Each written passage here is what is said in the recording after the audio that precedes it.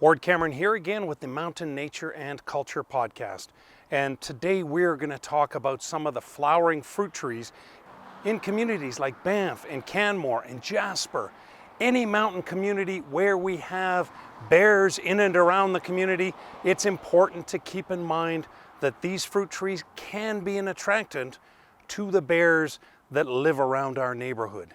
This year we've had a bumper crop of buffalo berries, and bears are feeding like crazy on these tasty, high-calorie treats. And the chances of them being attracted into a town site at the moment are quite slim. However, buffalo berries only last until the first frost, and we are starting to feel fall in the air overnight and in the mornings here.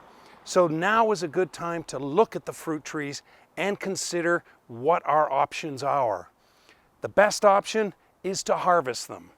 This is our yard, and we have a beautiful Nanking cherry tree here. And my job now is going to be to harvest all of these berries and to try for the first time, and I may fail, to make Nanking berry jelly. These berries make for a great tasty jelly, and it takes them off the tree and takes them out of the role of being attractants for some of the bear populations. In 2015, when we had a failure of the buffalo berry crop, these trees became major attractants. In one 7-day period in the town of Canmore, we had to remove 13 separate bears, all for the want of fruit trees. In Banff in 2015, they started an initiative to let people remove their fruit trees and have them at no charge be replaced by an aspen tree of a similar size. And in that way, we removed the attractant, but people still had shade trees.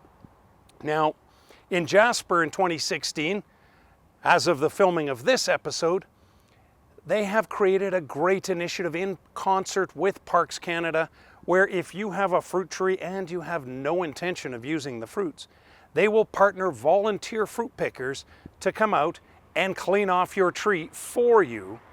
And then they'll make those cherries, crab apples, mountain ash berries available to somebody who might have a use for them and might want to make some jellies, jams, and other tasty treats from the fruits. And in that way, the fruit is removed from its role as an attractant, and at the same time, the fruit is utilized and people benefit from it.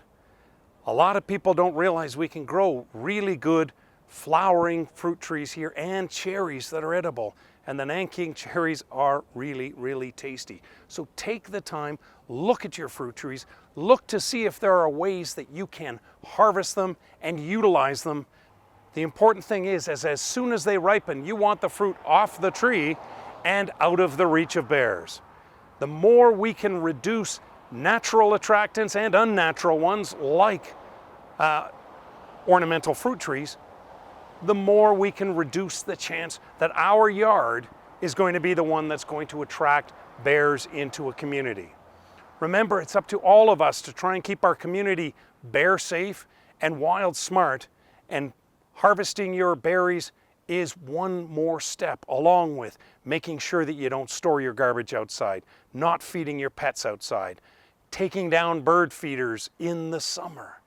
All of these things help to make our communities safer and reduce the attraction for bears. So it's time to harvest, so let's get to it.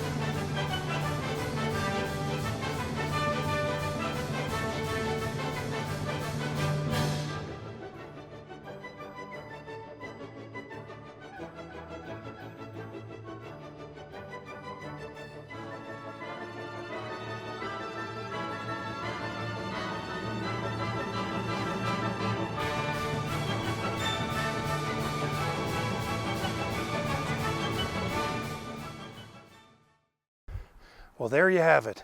That's how you harvest a Nanking cherry tree. 2 hours and 2 buckets of berries. It's a lot of work, but it's really important that we take the time to do this every year. It's another way we can keep our communities bear-free and bear-safe. I'm Ward Cameron with the Mountain Nature and Culture Podcast. We'll talk to you again soon.